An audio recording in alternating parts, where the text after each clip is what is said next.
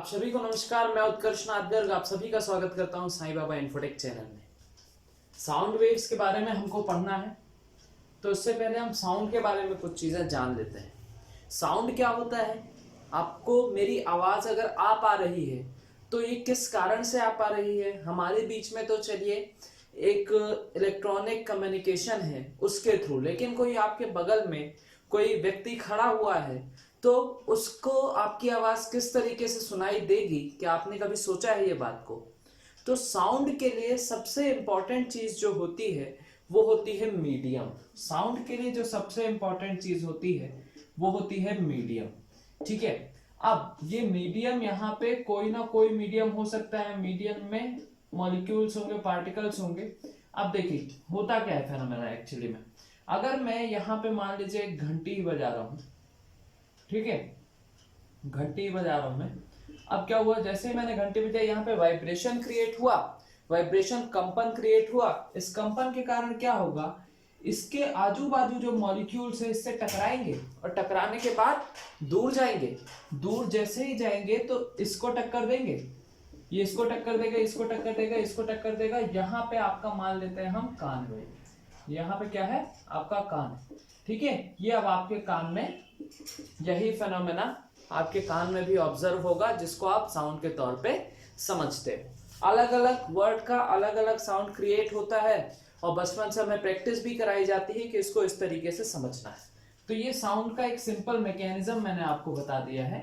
अब हम पढ़ते हैं साउंड के बारे में आगे की चीजें जो आपके कॉम्पिटिटिव एग्जामिनेशन में मेन है।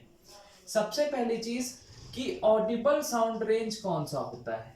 तो ऑडिबल साउंड रेंज होता है 20 हर्ट्ज से 20,000 हर्ट्ज तक हमको सुनाई देता है। एक नॉर्मल इंसान को 20 हर्ट्ज से 20,000 हर्ट्ज तक सुनाई देता है, ठीक है ना। इससे कम जो साउंड रेंज होता है उसको हम कहते हैं इंफ्रासोनिक। क्या कहते हैं? इंफ्रासोनिक। क्या कहते हैं? इंफ्रासोनिक। उसके ऊपर जो साउंड रेंज होता है वो कहलाता है दोस्तों अल्ट्रासोनिक। तो ये अल्ट्रासोनिक, इंफ्रासोनिक, ये सब चीजें जो डिपेंड कर रही हैं वो फ्रीक्वेंसी पे डिपेंड कर रही हैं। किस पे डिपेंड कर रही हैं? फ्रीक्वेंसी पे। इस बात को ध्यान रखिएगा, ओके। तो ये अल्ट्रासोनिक हो गया और ये क्या हो गया आपका? इंफ्रासोनिक। अल्ट्रासोनिक की फ्रीक्वेंसी 20,000 हर्ट्ज से ज्यादा होती। अब जितनी ज्यादा फ्रीक्वेंसी होगी उसमें एनर्जी भी उतनी ही ज्यादा हो जाएगी। अब एनर्जी ज्यादा होने के साथ में कुछ चीजें आपसे और बात करता हूँ।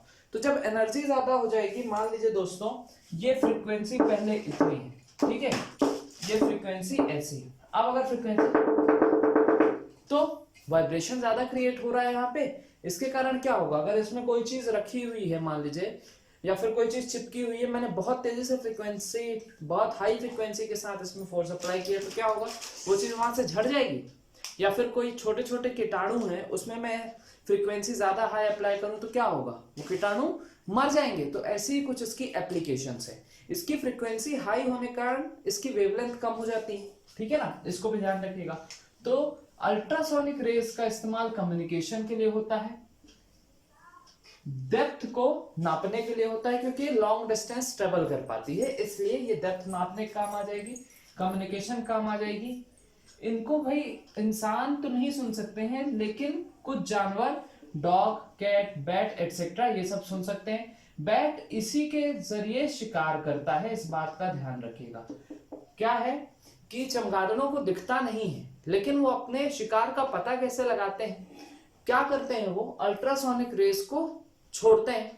अब जब अल्ट्रासोनिक रेस, उन्होंने देखिए इनकी टेक्नोलॉजी कितनी हाई है, जब अल्ट्रासोनिक रेस छोड़ते हैं तो होता क्या है, अल्ट्रासोनिक गई, यहाँ पे मान लीजिए इनका शिकार है कुछ, ये इससे टकराई, इससे टकराने के बाद ये वापस आना शुरू होगी कुछ इसके पार्ट। तो जैसे ही ये वापस आना शुरू हुआ, यहाँ पे ये चमगादड़ भाई साहब को पता चल गया कि यहाँ पे इतनी दूर में, इतने टाइम में वापस आ रहा है, तो शिकार इतनी दूर में है, इसके हिसाब से वो अंदाजा लगा लेते हैं। तो अल्ट्रासोनिक का इस्तेमाल ये भी करते हैं। और कहाँ पे अल्ट्रासोनिक का इस्तेमाल होता है? ट्यूमर वगैरह पता करना है, आपके दिमाग में ट्यूमर है तो उसका कहाँ पे है ट्यूमर, इसका पता कैसे करेगा? दिमाग तो नहीं फाड़ के खोल के निकाल के देखेंगे, वैसे इंसान मर जाएगा। तो अल्ट्रासोनिक रेज के थ्रू इसका इस्तेमाल करके निकालते हैं। उसके बाद और इसका इस्तेमाल कहाँ पे होता है? कई जगह पे आप देखेंगे जहां पे चिमनी वगैरह में इंसान नहीं चढ़ सकता है, तो क्या करें, वहां पे जो काला काला लग जाता है उसको हटाने के लिए हम क्या करते हैं, अल्ट्रासोनिक वेव को पास करा देते हैं। और भी ऐसे कई एग्जांपल है। दूध में कीटाणुओं को मारने के लिए अल्ट्रासोनिक रेज का इस्तेमाल किया जा सकता है। ठीक है, अब मैं बात करता हूँ स्पीड ऑफ साउंड। तो स्पीड ऑफ साउंड किस पे डिपेंड्स करती है? मीडियम पे डिपेंड करती है। दोस्तों इस बात को बहुत ही अच्छे से ध्यान रखिएगा, याद रखिएगा। स्पीड ऑफ साउंड किस पे डिपेंड करती है? मीडियम पे। सबसे ज्यादा स्पीड ऑफ साउंड सॉलिड में होगी, फिर लिक्विड में होगी, फिर गैस में होगी। कारण मैं बता चुका हूँ, मॉलिक्यूल ज्यादा पास पास होंगे तो स्पीड भी उतनी ज्यादा बढ़ जाएगी। ये ट्रांसमिशन का हमने शुरुआत में देखा था किस तरीके से करता है। सॉलिड में सबसे ज्यादा, लिक्विड देन गैस में। ओके, प्रेशर बढ़ाने पे या फिर घटाने में स्पीड ऑफ साउंड में कोई इफेक्ट नहीं पड़ता है, इस बात को विशेष ध्यान रखिएगा। टेम्परेचर बढ़ाने में स्पीड ऑफ साउंड बढ़ जाएगी, लगभग 1 डिग्री सेल्सियस बढ़ाने में 0.61 मीटर पर सेकेंड स्पीड ऑफ साउंड बढ़ती है, इस बात को भी ध्यान रखिएगा आप। टेम्परेचर बढ़ाने में स्पीड ऑफ साउंड बढ़ती है, टेम्परेचर बढ़ाने में स्पीड ऑफ साउंड बढ़ती है। यही क्वेश्चंस आते हैं एग्जामिनेशंस में। कैरेक्टरिस्टिक ऑफ साउंड, सबसे पहली कैरेक्टरिस्टिक क्या है साउंड की? लाउडनेस। लाउडनेस क्या है यार? जो आप वॉल्यूम अप वॉल्यूम डाउन करते हो तो वही है लाउडनेस, और कुछ भी नहीं। आपने उसमें एक चीज देखी होगी दोस्तों, क्या वॉल्यूम तेज करने से या फिर वॉल्यूम धीमी करने से होता क्या है? क्या अगर कोई अरिजीत सिंह गा रहा है तो श्रेया घोषाल लगने लगती है? ऐसा कभी नहीं होता है। अरिजीत सिंह ही लगेगा। पहले तेज गा रहा था, अब धीमा गाने लग गया है, केवल उतना ही लाउडनेस का काम। इसकी यूनिट होती है फोन। Okay, pitch. अब ये पिच में अरिजीत सिंह, श्रेया घोषाल बन सकता है। यही डिफरेंस है जो क्रिएट करता है हर एक इंसान की वॉइस में। मेरी वॉइस अलग होगी, आपकी वॉइस अलग होगी, हम सबकी पिच अलग अलग है, ठीक है ना। तो पिच इंक्रीजिंग या फिर डिक्रीजिंग, ठीक है।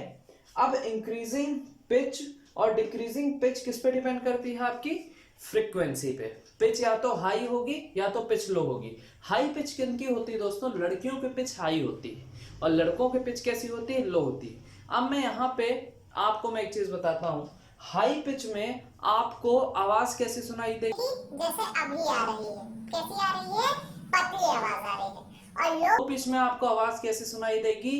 जैसे अब आ रही है। अब कैसी आवाज हो रही है? बहुत ही ज्यादा मोटी आ रही है, अमिताभ बच्चन टाइप की आवाज आ रही है। तो ये हाई पिच और लो पिच का इफेक्ट है। ओके, अब इको की बात करता हूं यार मैं।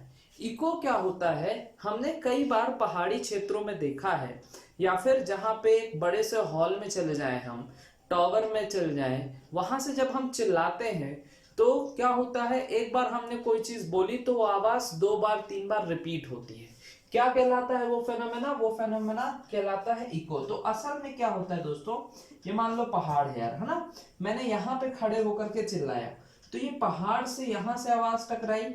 अब ये कुछ ना कुछ दूर तक तो आप खड़े हुए हो, ये गया यहाँ से मिनिमम 17 मीटर का दूरी चाहिए, तभी इको आपको सुनाई दे सकता है। रिफ्लेक्ट हो गया अगर साउंड, ये यहाँ से टकरा करके आपके पास वापस आया, मैंने बोला हेलो, तो वो एक बार हेलो हेलो हेलो हेलो ऐसे करके आवाज जब आ रही है, उसी फेनोमेना को हम क्या बोल देते हैं? इको बोल देते हैं, ठीक है ना। अब इसमें एक कंडीशन क्या है? 17 मीटर मिनिमम डिस्टेंस होना चाहिए। दूसरी कंडीशन, हमको हमारी माइंड की एक कैपेसिटी होती, हर एक चीज को डिफरेंशिएट करने की एक कैपेसिटी होती। अगर मैं बोलूं दोस्त कि आपको कोई भी 2 साउंड में डिफरेंस करने के लिए कितना समय चाहिए, तो आपको कितना समय चाहिए? 1/10 सेकेंड। जब इतना समय रहेगा तभी क्या होगा, आपको दूसरा इको सुनाई दे सकता है, इसको ध्यान रखिएगा। ओके, अब डॉपलर्स इफेक्ट। डॉपलर्स इफेक्ट क्या बोलता है यार, कि जैसे जैसे ऑब्जेक्ट और मेरे बीच में अगर रिलेटिव वेलोसिटी है, मतलब कोई ऑब्जेक्ट, मेरी एक ट्रेन जा रही है, मैं यहीं पे खड़ा हुआ हूं, वो बहुत तेजी से मेरे पास गई, बहुत तेजी से मेरे पास से गई, हॉर्न बजाते हुए निकल रही, तो वहां पे उसकी आवाज, उसकी फ्रीक्वेंसी अलग होगी, यहाँ पे इसकी फ्रीक्वेंसी अलग होगी, जब दूर चल जाएगी उसकी फ्रीक्वेंसी अलग होगी। तो रिलेटिव वेलोसिटी का कॉन्सेप्ट जहां कहीं पे भी आएगा, रिलेटिव साउंड का कॉन्सेप्ट जहां कहीं पे भी आएगा, तो डॉपलर भाई साहब ने कहा उस ऑब्जेक्ट की फ्रीक्वेंसी जो हमको सुनाई देगी वो उसकी एक्चुअल फ्रीक्वेंसी से अलग होगी। ये क्या कहलाता है? आपका डॉपलर इफेक्ट। एक जो इंपॉर्टेंट चीज है यार, वो है मैक नंबर। तो मैक नंबर क्या होता है? ये साउंड के बेसिस में स्पीड के कैलकुलेशन का नंबर है, इसको ध्यान रखिएगा, एग्जाम में पूछता है। मैक नंबर एक्चुअली में क्या है? Velocity of object divided by velocity of sound in same number. मतलब मैं अगर बोलूं कि यहाँ पे इस पर्टिकुलर ऑब्जेक्ट की वेलोसिटी इतने मीटर पर सेकंड या फिर इतने किलोमीटर पर सेकंड है, ठीक है, उसी टेम्परेचर उसी प्रेशर कंडीशन में साउंड की वेलोसिटी क्या होगी, तो जब मैं दोनों को डिवाइड करता हूं तो मिलता है मैक नंबर। क्या मिलता है दोस्तों? Mach number. अगर मैक नंबर की वैल्यू 1 से ज्यादा है तो उसको हम बोलते हैं सुपरसोनिक। क्या बोलते हैं? सुपरसोनिक। ठीक है। अगर 5 से ज्यादा है तो उसको हम क्या कहते हैं? हाइपरसोनिक।